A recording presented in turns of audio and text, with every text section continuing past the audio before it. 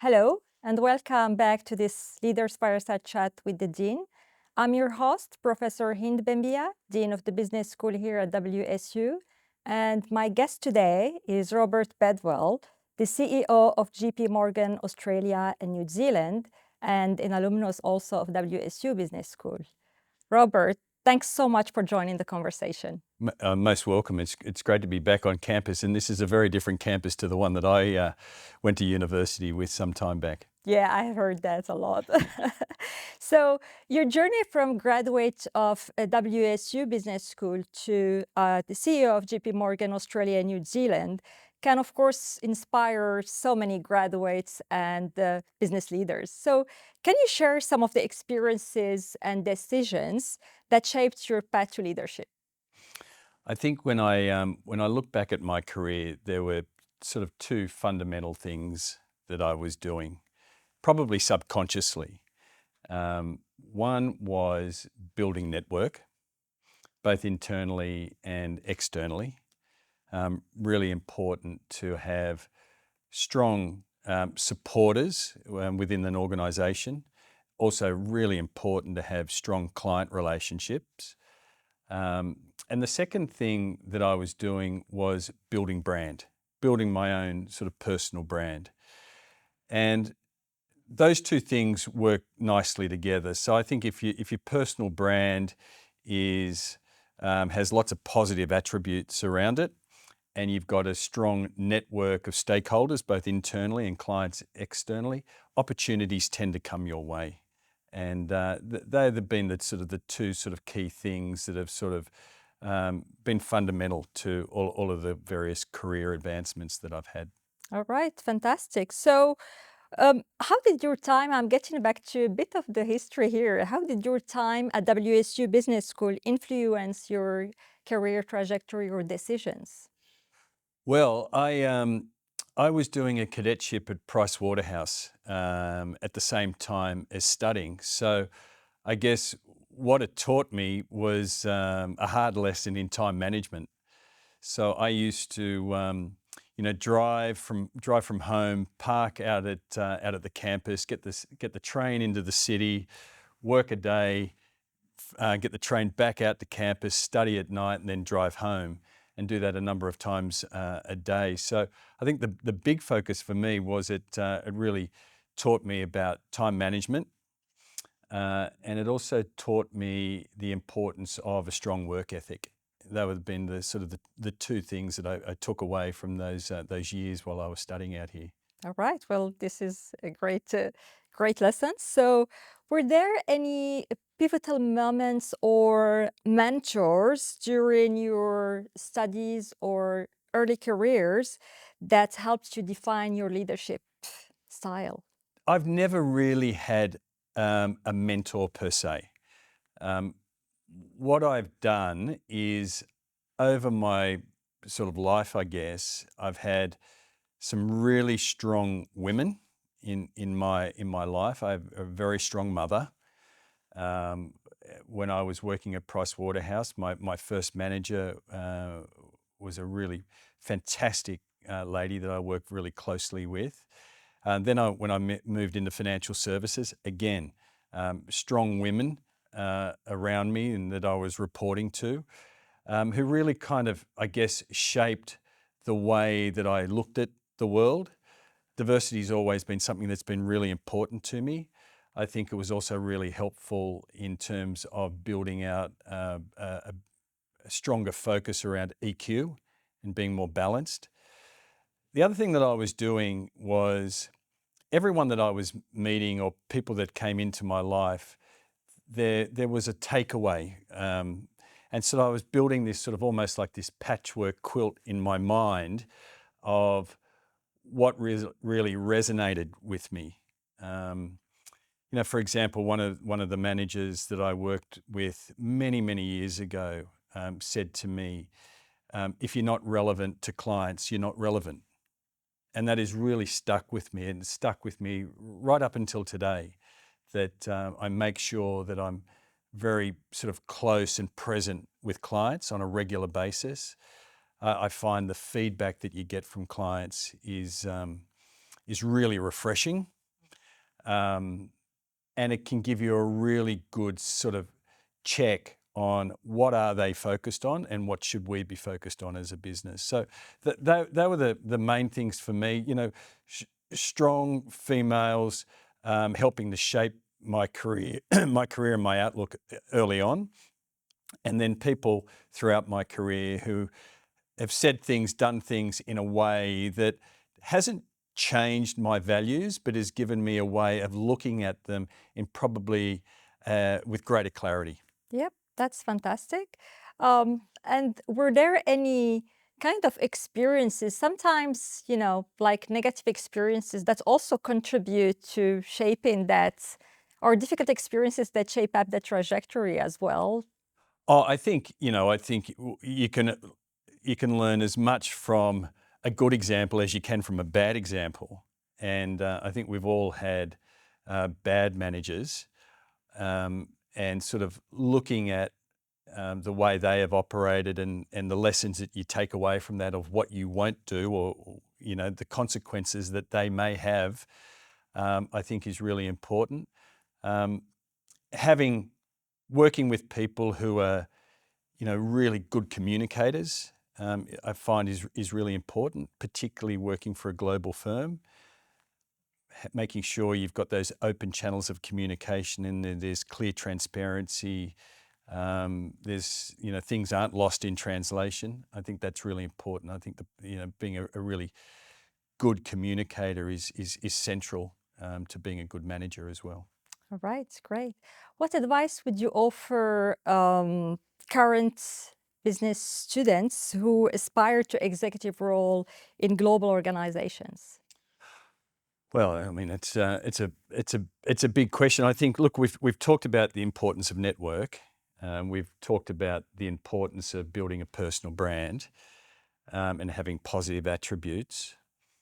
I think the other thing that you've got to continue or also keep in mind is time frame and mindset.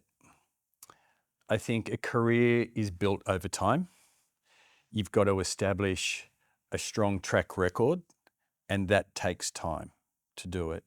I see a lot of people who are very ambitious, and that's great to have that ambition, but you don't want your ambition running well ahead of your abilities.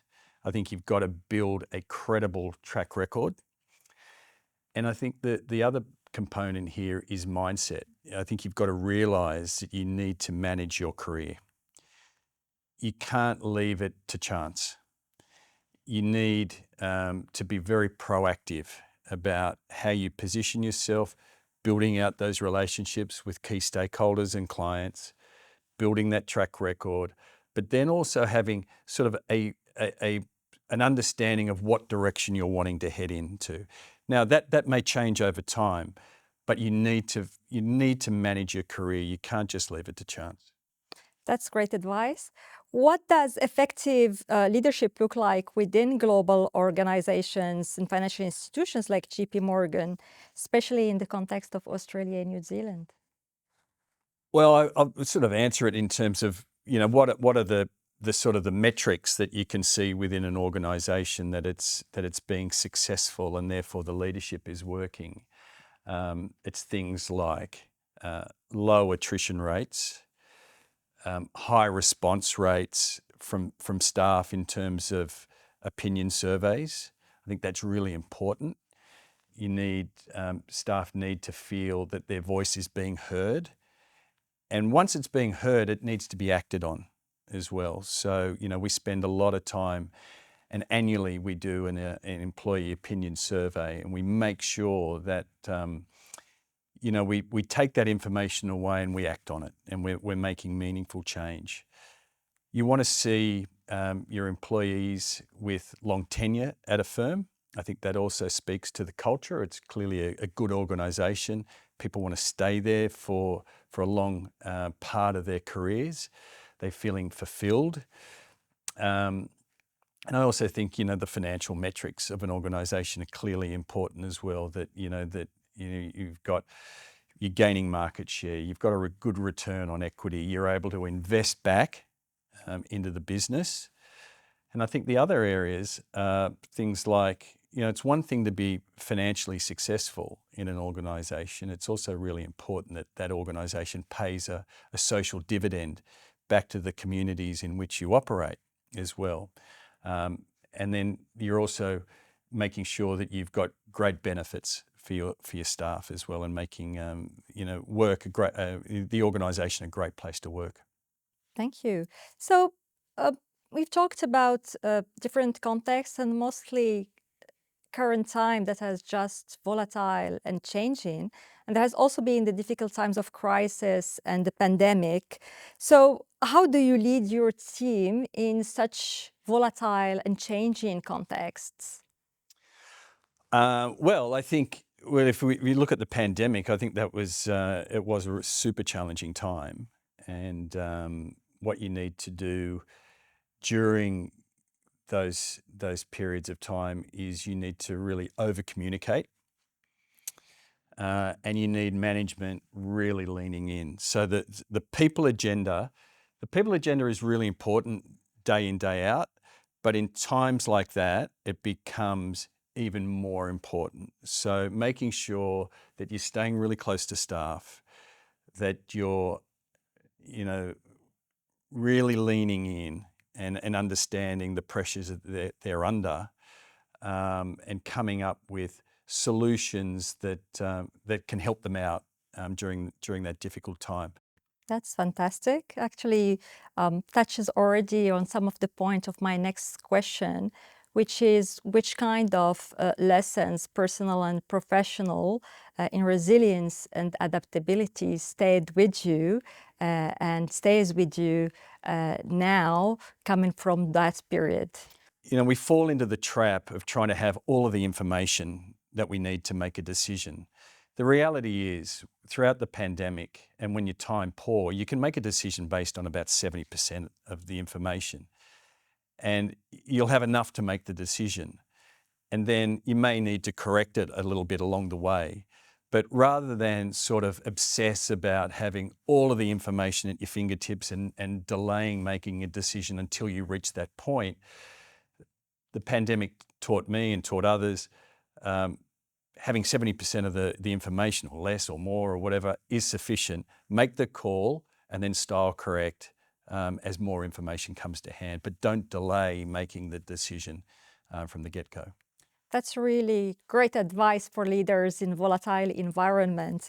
I'm going to be talking about artificial intelligence, and AI is now really considered general purpose technology embedded across every industry and every task. And we have clearly moved beyond the routine, mundane task into knowledge, creative work, as well as strategic work.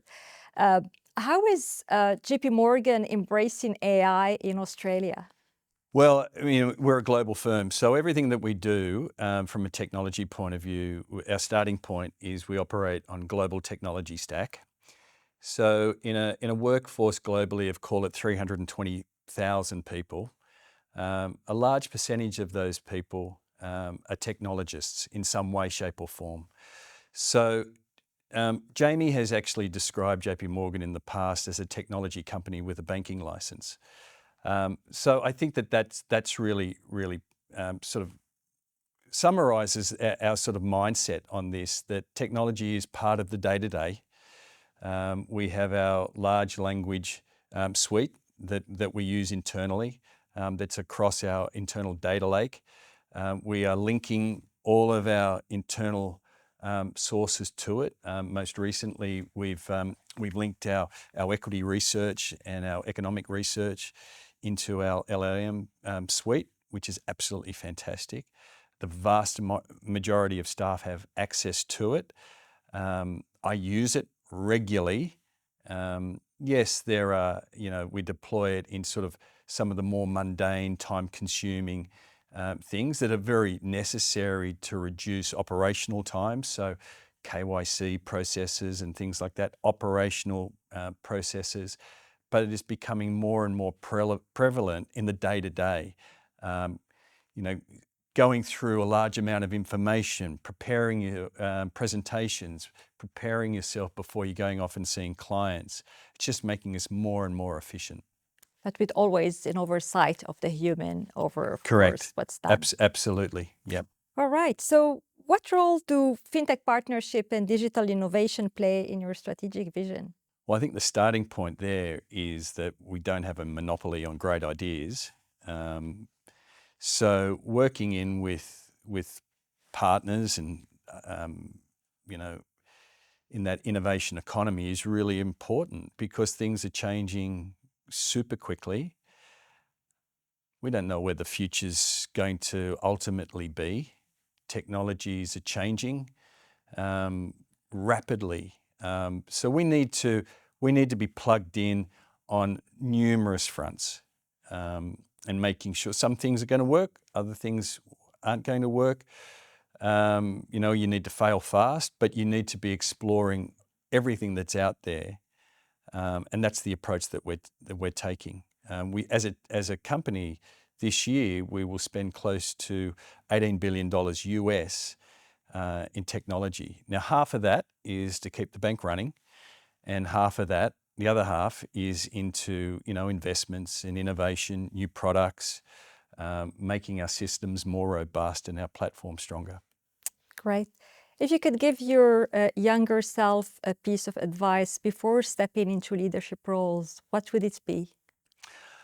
I think the advice that I'd give myself, and a senior colleague of mine said this to me some time ago, and it's that culture eats strategy for breakfast.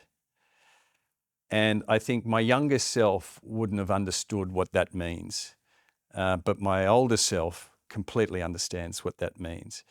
You can have the greatest business strategy, but if you have a poor culture within an organization and within a management team and as a leader, it will not be realized. You might have some short-term gains, but you won't have long-term gains without a really strong culture and being a really good leader who promotes a strong culture within an organization. All right. Well, Robert Bedwell, thank you very much. Ian, great to catch up with you. Thank you.